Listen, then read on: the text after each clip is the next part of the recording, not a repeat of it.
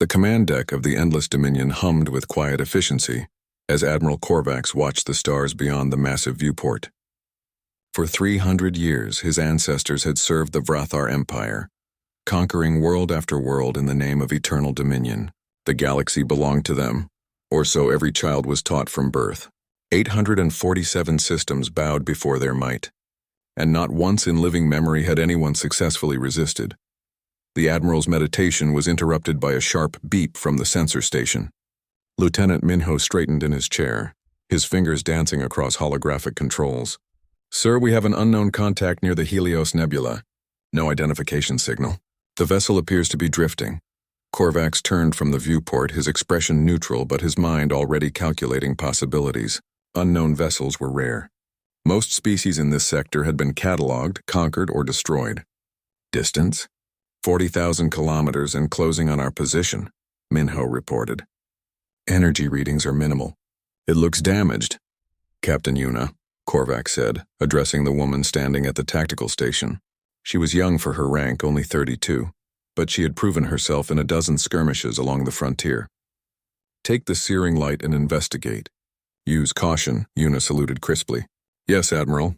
I'll take First Officer Deho and a standard reconnaissance team." Within minutes, the sleek frigate Searing Light detached from the flagship and accelerated toward the unknown vessel. Yuna stood on her own bridge now, watching the object grow larger on the view screen. Beside her, Deho worked his console with practiced ease, his young face creased in concentration. "Getting clearer readings now," Deho said. "The hull composition is unusual, not matching anything in our database. The design is compact, maybe 50 meters long.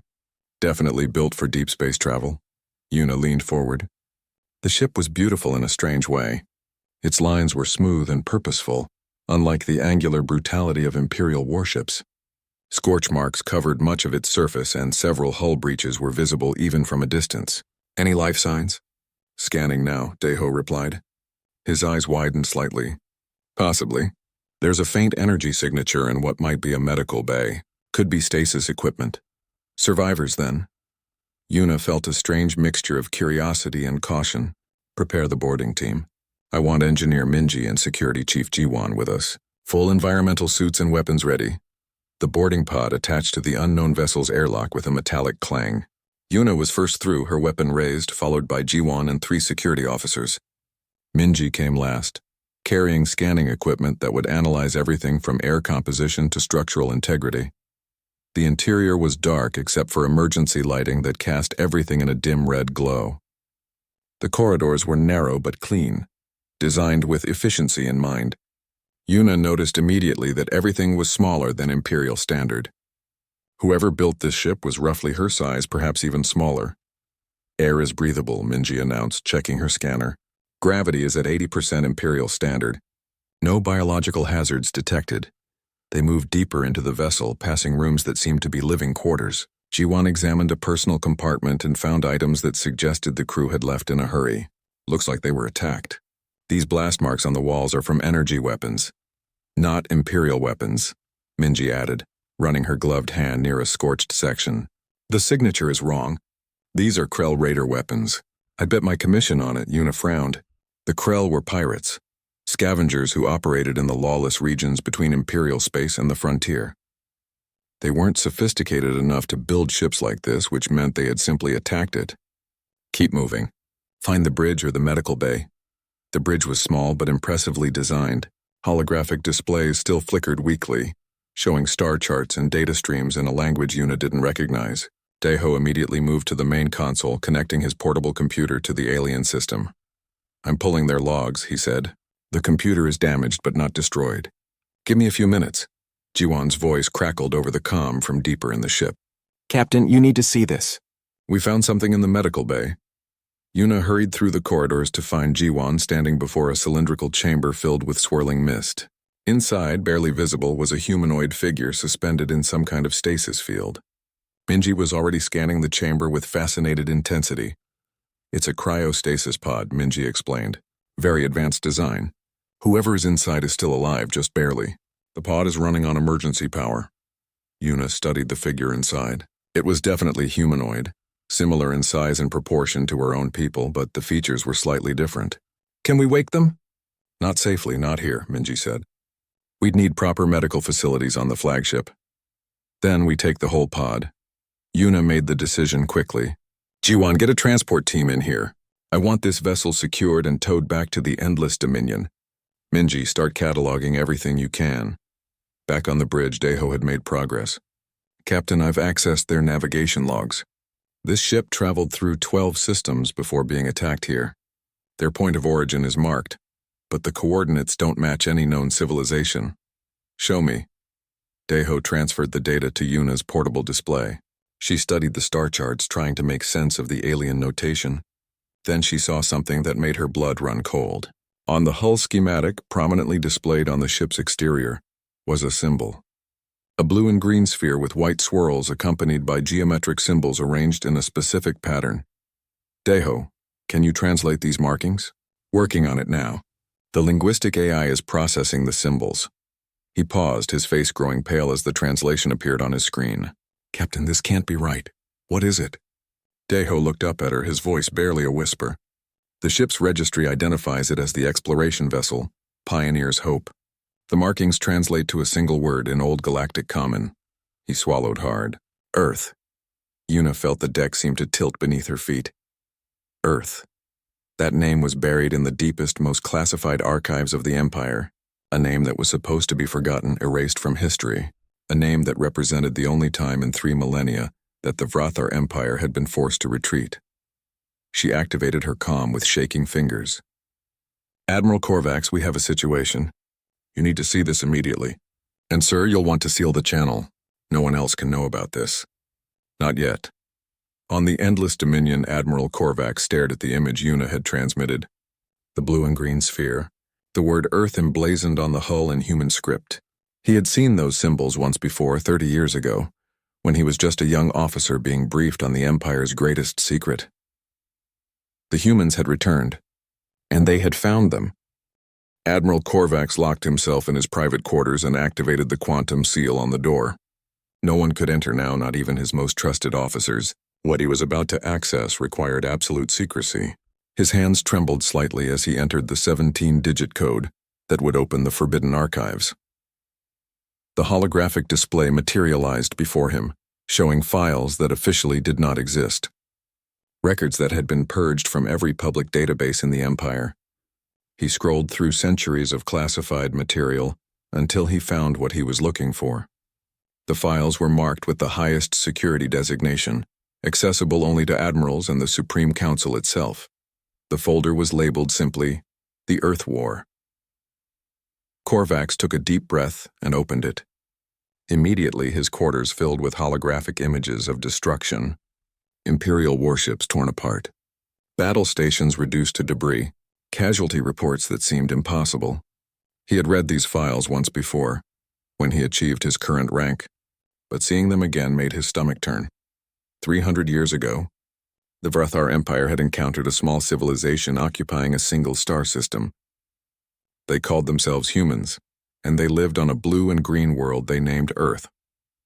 According to the initial scout reports, they were primitively advanced, having only recently developed faster-than-light travel.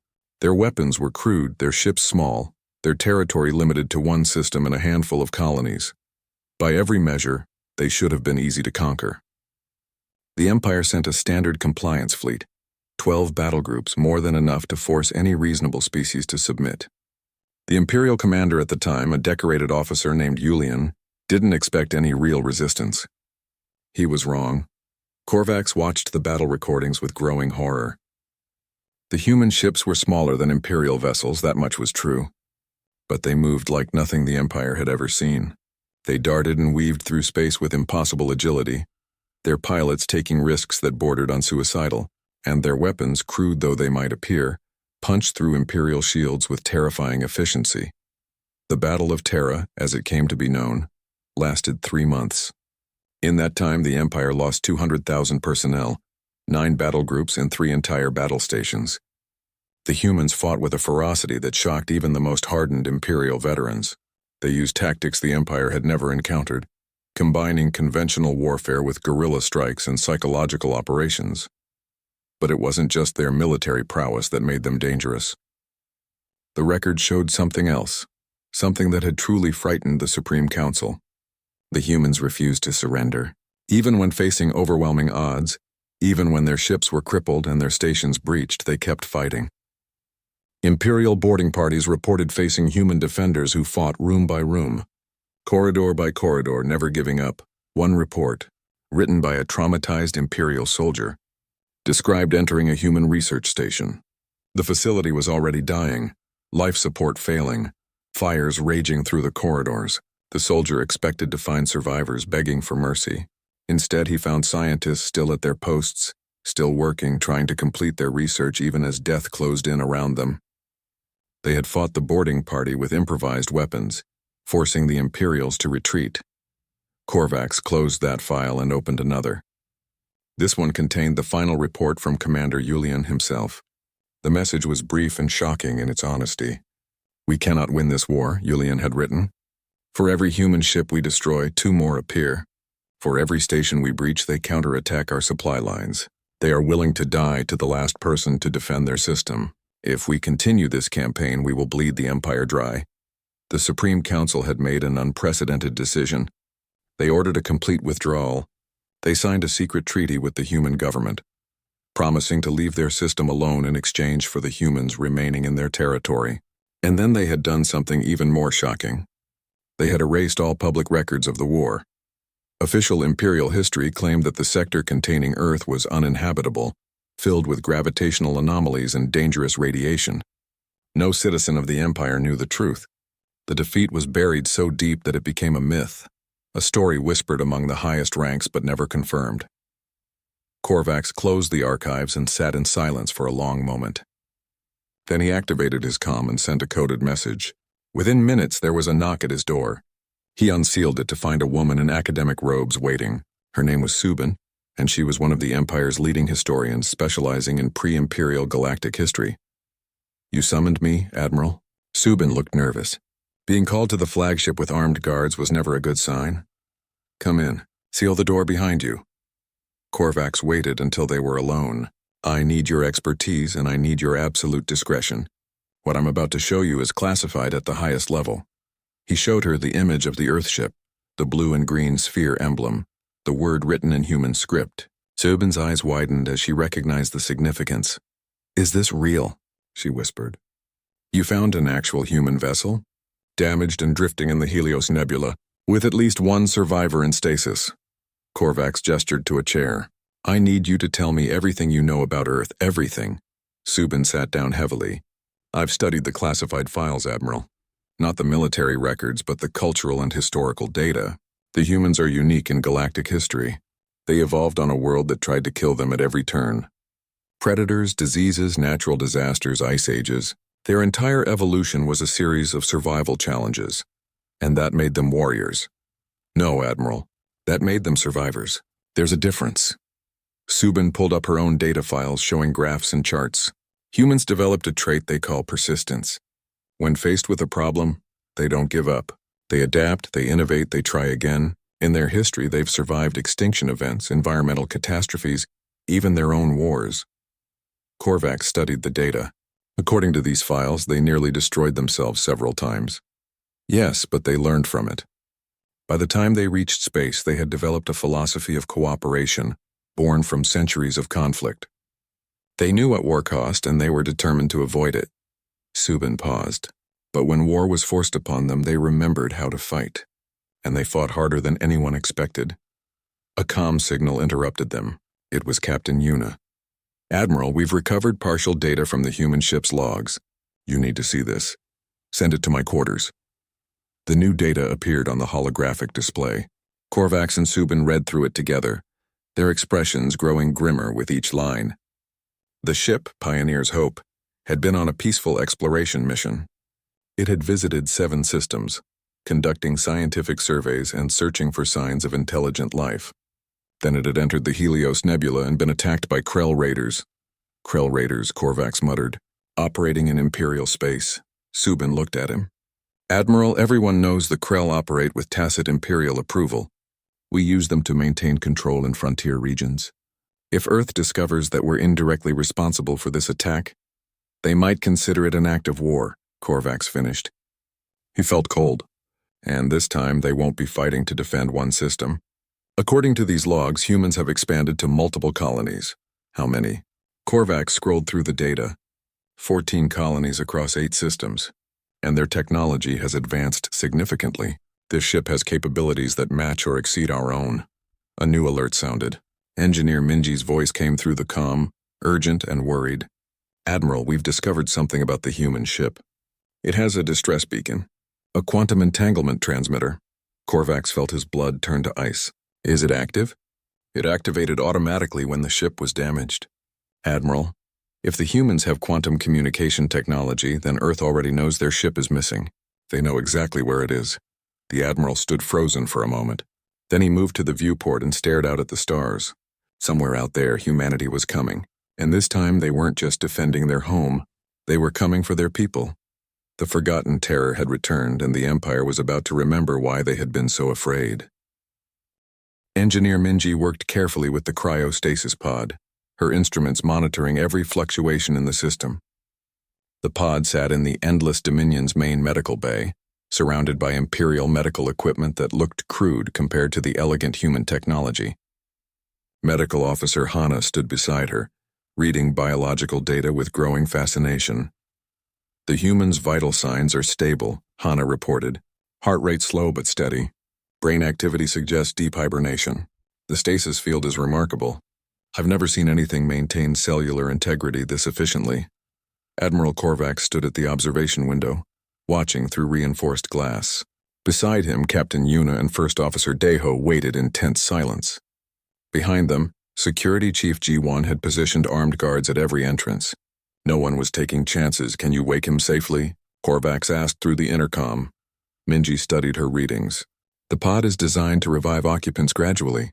If I initiate the sequence, it should take about 10 minutes. But Admiral, I need to point something out. This person activated the stasis voluntarily. The logs show he entered the pod after the attack, after his crew was already dead. He knew rescue might never come, but he chose to survive anyway. That's very human, Historian Subin murmured from her position near the back of the observation room. Persistence even in the face of hopelessness. Korvax made his decision. Wake him. But carefully. I want to know what we're dealing with. Minji initiated the revival sequence. The stasis field began to shimmer and fade. The mist inside the pod slowly cleared, revealing the human more clearly. He appeared young, perhaps in his early 30s by human standards, with dark hair and features that would have passed unremarkably in many imperial species. His uniform bore patches and symbols that likely indicated rank and specialty. The human's eyes flickered beneath closed lids. His fingers twitched. Then suddenly his eyes snapped open and he gasped, drawing in a deep breath as if he had been drowning. His hands went immediately to his chest, checking for injuries, his training evident in the automatic response. Hana moved forward with a medical scanner. Easy, you're safe. You were in stasis. Your injuries have been treated. The human's head turned sharply toward her voice. His eyes, dark and alert despite the disorientation, swept across the medical bay, taking in everything at once. Imperial equipment, Imperial uniforms, Imperial guards with weapons. Minji saw his body tense, saw the moment he understood he was not among friends. Where am I? His voice was rough from disuse but clear. The translator attached to the medical equipment converted his words into Vrathar. Where is my crew? Hana hesitated, glancing toward the observation window. Korvax activated the intercom. You are aboard the Imperial flagship Endless Dominion. I'm Admiral Korvax. We found your vessel drifting in the Helios Nebula, damaged by what appears to be a Krell Raider attack. The human sat up slowly, pushing aside medical equipment with careful deliberation. My crew, where are they? The silence that followed was answer enough. The human closed his eyes for a moment, and Minji saw grief flash across his face, raw and painful. Then it was gone, replaced by a mask of calm that was almost frightening in its completeness. My name is Jinsu, the human said. Explorer First Class, United Earth Space Navy, assigned to the Pioneer's Hope. Mission Specialist in Xenobiology and First Contact Protocols. He looked directly at the observation window, as if he could see through it to where Korvax stood. You're Vrathar. The ones who tried to exterminate us 300 years ago. Captain Yuna inhaled sharply. Deho's hands clenched at his sides. The fact that this human knew their history, that Earth remembered the war, sent a chill through everyone present. That was 3 centuries ago, Korvax replied carefully. A different time, a treaty was signed. A treaty, Jinsu repeated, his voice flat, that you honored by staying away. So why am I here? Why were Krell raiders operating in Imperial space, attacking an unarmed exploration vessel? The Krell are pirates. They act independently. Don't insult my intelligence, Admiral. Jinsu slid off the medical bed, testing his legs. The guards tensed, but he made no threatening moves. Every species in the galaxy knows the Krell operate with Imperial protection. You use them to control frontier regions, to maintain fear, to keep smaller civilizations from getting too confident. Korvax found himself impressed despite the situation. This human was injured, alone, surrounded by what should be enemies, and yet he showed no fear. Only cold calculation. What is your mission? Korvax asked, changing the subject. Peaceful exploration, mapping systems, cataloging worlds, searching for intelligent life. We've been exploring the frontier regions for 2 years. Jinsu walked slowly around the medical bay, his eyes taking in every detail. Earth has 14 colonies now across 8 systems. We're expanding carefully, peacefully. But we're also looking for you. Why? Because we want answers. Jinsu stopped and looked directly at the observation window again. 300 years ago you attacked us without provocation. Then you retreated and sealed all records. We want to know why. We want to know if you're still a threat, and we want to know if we can coexist with you or if we need to prepare for war. Jiwan moved forward. You speak boldly for someone who is our prisoner. Jinsu smiled, but there was no humor in it. Am I a prisoner? Then you've made your choice, Admiral. I hope you're prepared for the consequences. What consequences? Captain Yuna demanded. Jinsu gestured to the wreckage of his ship, visible through the medical bay's viewports. My ship has a quantum entanglement communicator. When we were attacked, it automatically sent a distress signal to Earth. My superiors know exactly where I am, what happened, and that I'm missing. He paused, letting that sink in. They're already coming. Admiral Korvax felt the bottom drop out of his stomach. When? That depends on how far the nearest task force was when they received the signal. Could be days. Could be hours. Jinsu examined one of the Imperial medical devices with professional interest. Your technology hasn't advanced much in 300 years. Ours has. Exponentially. As if summoning them through sheer will, the Endless Dominion's alert system began blaring. Deho ran to the nearest console and pulled up sensor data. His face went white. Admiral, we have multiple quantum signatures emerging from faster-than-light travel at the edge of the system. 5 contacts. Configuration unknown. Power readings are... He looked up, disbelief in his eyes. They're off the scale. Korvax ran to the bridge, his senior officers following. The main view screen showed 5 ships materializing from the impossible mathematics of quantum space. They were sleeker than Imperial vessels, smaller, but they radiated power that made the sensor operators nervous. Each ship bore the same symbol that marked the pioneer's hope. The blue and green sphere of Earth, the lead ship transmitted on all frequencies. A woman's voice, clear and commanding, filled the bridge. This is Captain Soman of the United Earth Space Navy ship Indomitable. We are here for our people. You will return Explorer Jinsu immediately or we will take him. Korvax activated the ship-wide comm. Battle stations. All weapons ready, but do not fire without my direct order. He looked at his tactical display. 5 human ships against his 40-vessel fleet. The odds seemed impossible. Then Jiwan's voice came over his personal comm, quiet and urgent.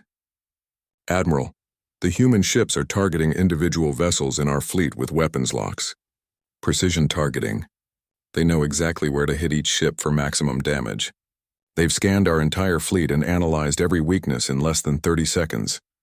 Korvax looked at the 5 Earth ships on his screen. They hung in space with casual confidence, not afraid, not hesitant. Just waiting to see if the Empire would make the fatal mistake of starting a fight they couldn't win. In the medical bay, Jinsu watched the proceedings on a monitor that Minji had provided. You should listen to Captain Soman, Admiral, he said quietly to the room. She's patient, but that patience has limits, and you really don't want to see what happens when humans run out of patience. The tension on the bridge of the Endless Dominion was suffocating. Admiral Korvax stood before the main view screen, watching the 5 Earth warships maintain their position at the edge of the system. His 40-vessel fleet surrounded them, weapons charged, shields at maximum. It should have been overwhelming force. Instead, it felt like walking into a trap. "Open a channel to the human flagship," Korvax ordered. Captain Soman's face appeared on the screen. She was younger than Korvax expected, perhaps 40 years old in human terms, with sharp eyes that missed nothing. Two officers flanked her, a woman named Yunji and a man named Kiwon, both wearing expressions of calm readiness. "Admiral Korvax," Soman said, her voice neutral. "I assume you've verified that you have our explorer. Explorer Jinsu is alive and unharmed. We found him in stasis aboard his damaged vessel." Korvax chose his words carefully. "We meant him no harm. The attack was carried out by Krell raiders. Krell raiders operating in Imperial space," Soman replied. "Under Imperial protection. That makes you complicit. The Krell are not under our direct control. Admiral, please don't waste both our time with diplomatic fictions." Soman leaned forward slightly. "Earth has excellent intelligence-gathering capabilities. We know how the Empire uses the Krell to maintain control through fear. We know you provide them with safe harbors and look the other way when they raid frontier settlements. We know, and we have proof." Captain Yuna whispered urgently to Korvax. "Sir, how could they possibly have that information?" Historian Subin answered from her station. "They've been exploring the frontier for 2 years. They've probably talked to dozens of species who have no love for the Empire. The truth has a way of spreading when you actually listen to people." Korvax returned his attention to the screen. "What do you want, Captain?"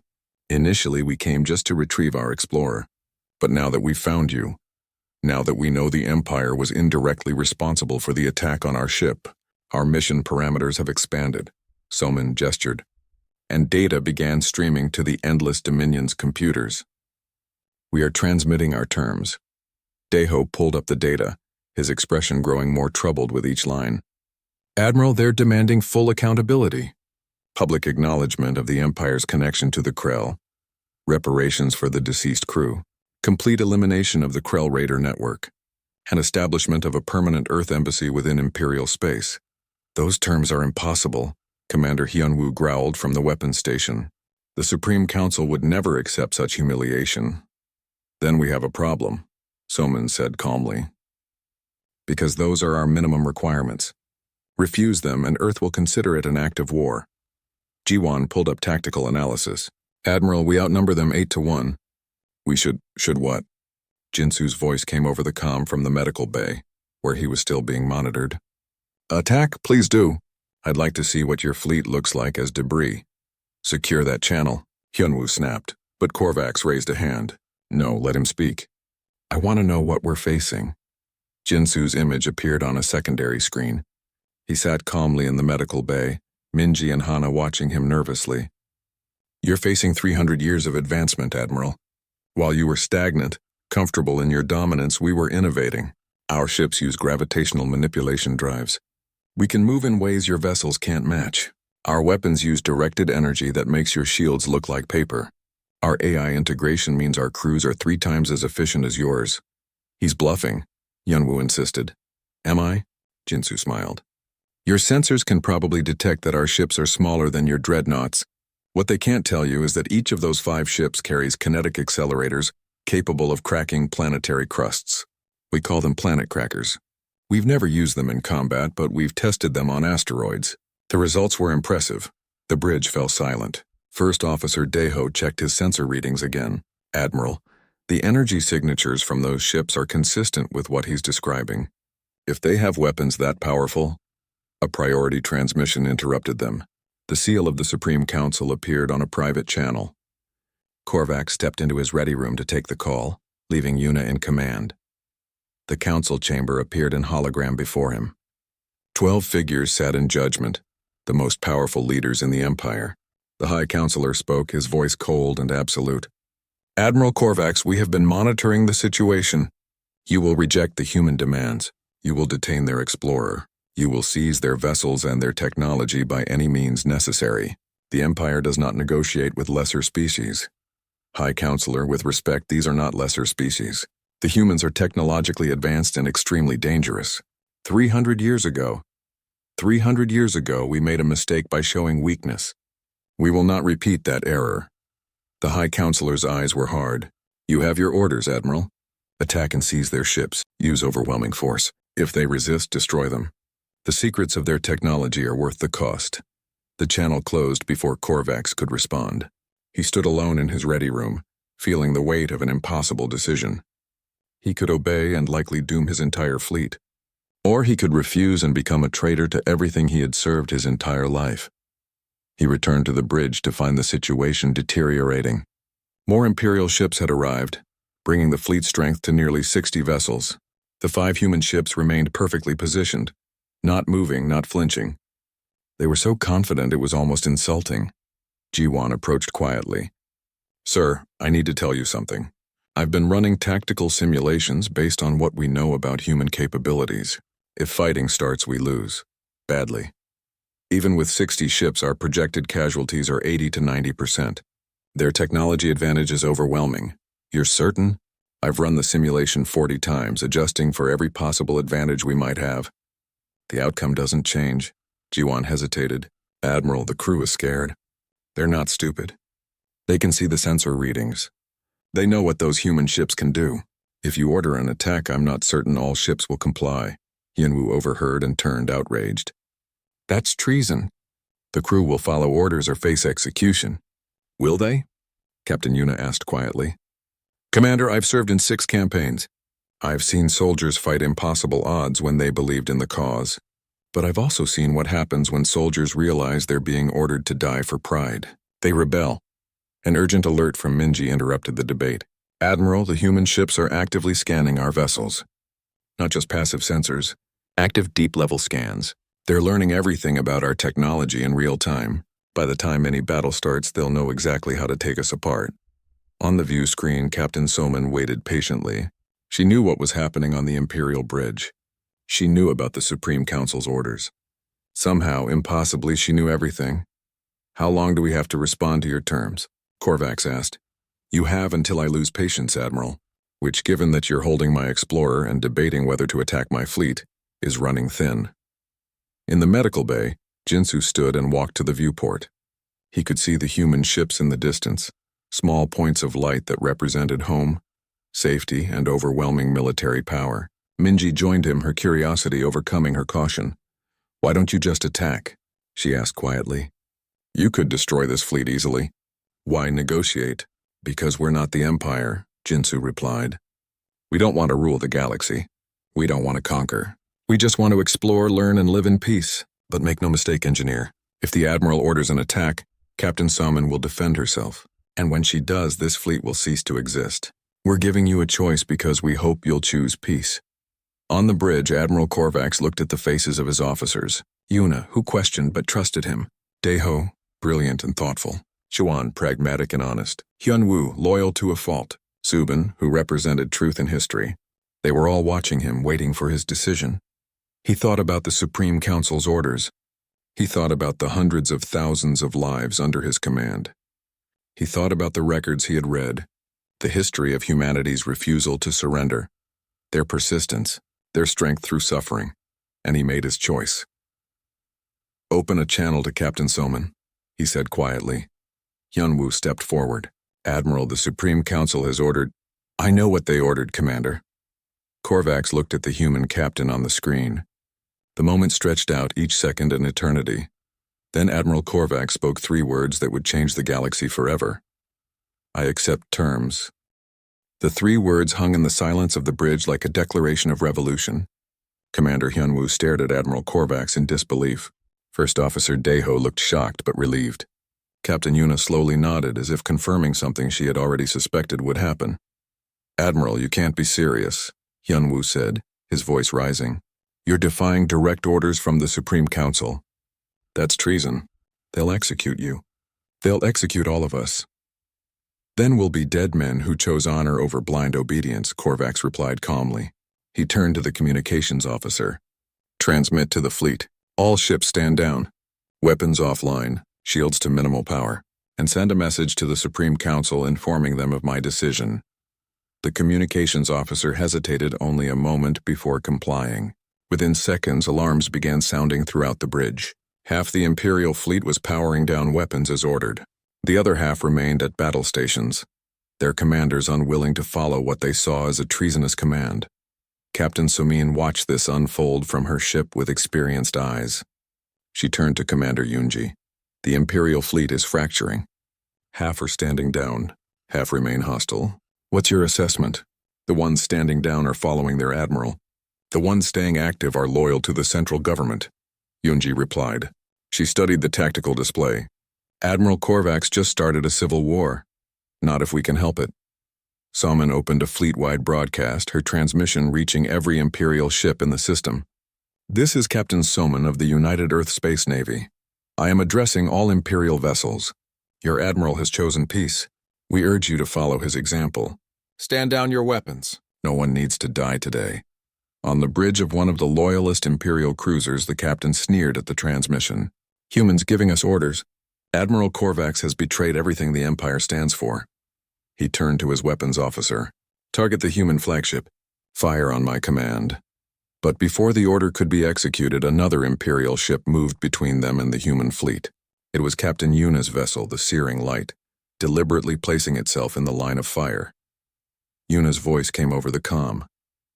Captain Doran, stand down. I won't let you start a war that will kill us all. Move aside, Yuna, or I'll fire through you. Then you'll have to destroy one of your own first. More ships began moving, choosing sides. Some joined Yuna in protecting the human fleet. Others aligned with the loyalist faction, their weapons trained on their former comrades. The Imperial fleet was tearing itself apart without a single shot fired at the humans. Jiwan worked frantically at her station. Admiral, we have 28 ships standing with us. 32 ships remain loyal to the Supreme Council. They're preparing to engage. Korvax opened a channel to the loyalist ships. This is Admiral Korvax. I am ordering all vessels to stand down immediately. We will not fire on each other. We will not destroy ourselves for the sake of pride. Pride? Captain Doran's voice was furious. You speak of pride while surrendering to these humans? You've condemned us all, Korvax.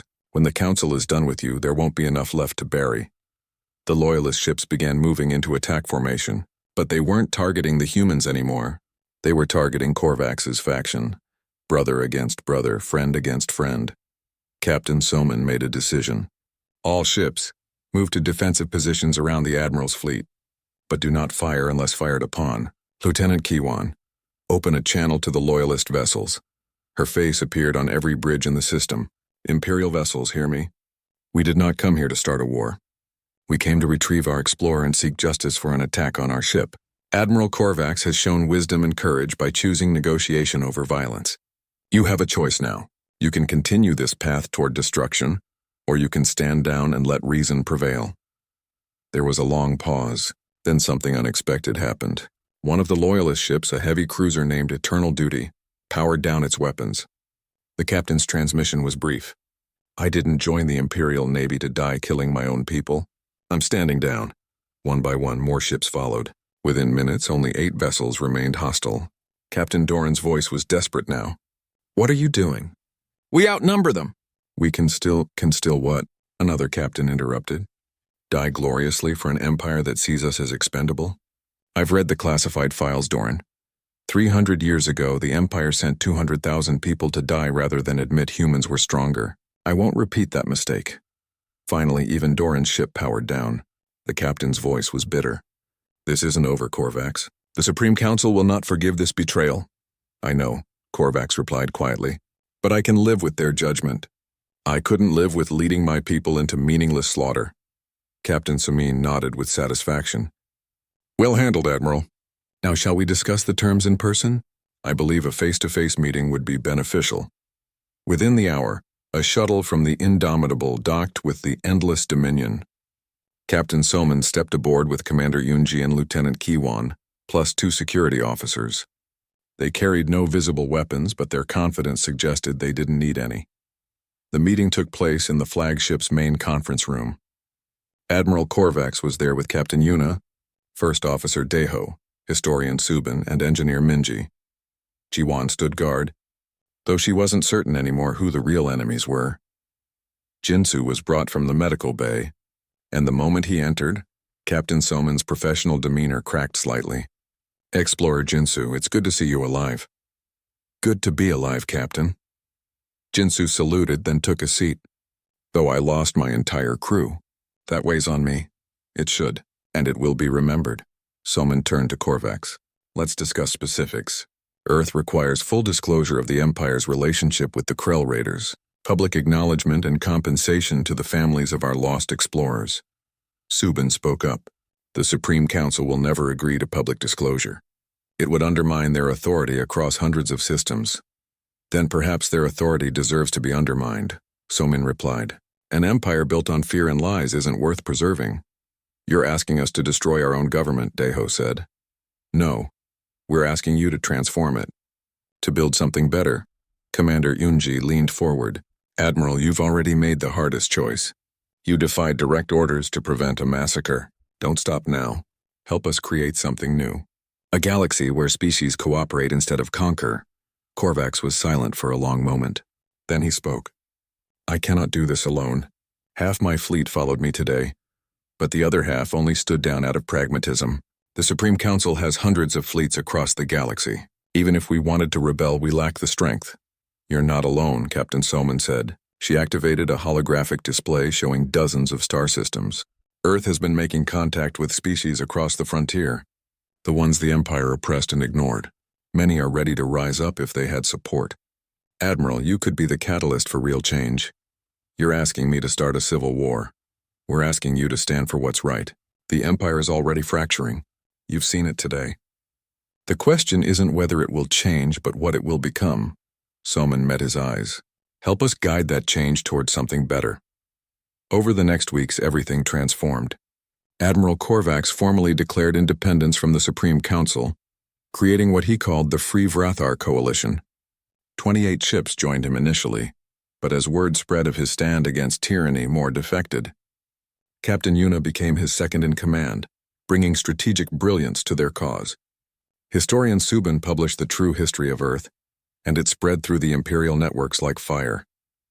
The Krell Raiders were hunted down by a joint task force. Jiwan and Lieutenant Kiwan worked together, their combined forces eliminating the pirate networks within months. Without Imperial protection, the Krell collapsed quickly. Jinsu returned to Earth, where he reported to Fleet Admiral Bora. The human government debated their response. Some called for war, for revenge for the attack on the Pioneer's Hope. But cooler heads prevailed. Earth extended diplomatic recognition to the Free Vrathar Coalition, while maintaining a careful distance from the Empire itself. Engineer Minji was invited to Earth as part of a cultural exchange. She became the first Imperial citizen to visit humanity's homeworld. Standing on the observation deck of Earth's lunar station, she stared at the blue and green sphere below and finally understood. This world had tried to kill humanity at every turn. Ice ages, diseases, predators, disasters. And yet humans had survived, had thrived, had reached for the stars. It's beautiful, she whispered. It's home, Jinsu replied beside her. And it taught us that survival isn't about being the strongest. It's about adapting, persisting, refusing to give up. That's why we fight so hard when pushed, because we remember what it took to get here. 1 year after the confrontation in the Helios Nebula, representatives from Earth and the Free Vrathar Coalition met to sign the Treaty of New Beginnings. The ceremony took place on a neutral station, attended by delegates from 24 species. Admiral Korvax and Captain Soman signed first, their signatures marking the start of a new era.